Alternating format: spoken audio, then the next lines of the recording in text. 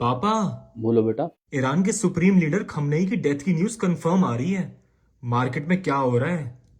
बेटे देखो, सबसे पहली और इम्पोर्टेंट बात मार्केट से भी ज्यादा जरूरी है अपनी सेफ्टी। दुबई, दोहा, बहरीन और कई जगह पर धमाके हो रहे हैं। पहले तो ये समझो, जब एक मिसाइल इंटरसेप्ट होती है हवा में तो उसमें डेब्रीज और शार्पनर्स होते हैं। तो आप जैसे ही ब्लास्ट की आवाज सुने तो आप बाहर जाकर उसे देखने की गलती ना करें। आप कहीं सेफ जगह पर शेल्टर ले अगले 5-10 मिनट के लिए, क्योंकि जब मिसाइल इंटरसेप्ट होते हैं तो डेब्रीज और शार्पनर हर जगह फैलते हैं और गिरते हैं। इससे छोटे छोटे ब्लास्ट भी हो सकते हैं। तो ये बात पहले आप अपने फ्रेंड्स और रिश्तेदारों को जरूर शेयर करें। अब करते हैं मार्केट की बात। देखो बेटा, जब मिडिल ईस्ट में ऐसी बड़ी जियोपॉलिटिकल न्यूज आती है, स्पेशली ईरान जैसे ऑयल सेंसिटिव रीजन से, तो ग्लोबल मार्केट तुरंत रिएक्ट करते हैं। पहले फियर आता है, फिर पोजीशनिंग चेंज होती है। बेटे, खमनई की मौत की खबर से जियोपॉलिटिक हालातों में एक खास तब्दीली की खबर आई है। वीकेंड पर Dow Jones industrial average future लगभग 400 पॉइंट रिकवर हो गए। इसका मतलब क्या? इनिशियल पैनिक के बाद ट्रेडर्स को लगा कि शायद सिचुएशन इमीडिएटली एस्केलेट नहीं होगी, तो शॉर्ट कवरिंग और रिलीफ बाइंग आई। अब क्रिप्टो साइड देखो, बिटकॉइन नीचे से करीब 7% बाउंस कर गया। जब अनसर्टेनिटी पीक पे होती है तो रिस्क एसेट गिरते हैं। जैसे ही पैनिक थोड़ा सेटल होता है, डिप बायर्स एक्टिवेट हो जाते हैं। इसलिए बिटकॉइन में शार्प रिकवरी देखने को मिली। बेटे, ऑयल फ्यूचर्स की बात करें तो करीब ये 5% गिर गए। गोल्ड फ्यूचर लगभग 4% नीचे हैं। ये थोड़ा कंफ्यूजिंग लग सकता है, लेकिन समझो, शुरू में टेंशन का प्रीमियम ऐड होता है। अगर लगता है कि इमीडिएट सप्लाई डिसरप्शन नहीं होगा या लीडरशिप ट्रांजिशन से क्लैरिटी आ सकती है, तो वो पैनिक प्रीमियम निकल जाता है। इसलिए कमोडिटीज कूल ऑफ कर सकती हैं। अब सबसे इंपॉर्टेंट चीज है वॉलेटिलिटी। इंडिया में अगर टेंशन सस्टेन रहे तो जो चीज कंसिस्टेंटली स्पाइक करेगी वो है इंडिया विक्स। वॉलेटिलिटी हाई मतलब option premiums high, premiums high मतलब टेम्पटेशन हाई, लेकिन रिस्क भी हाई। देखो,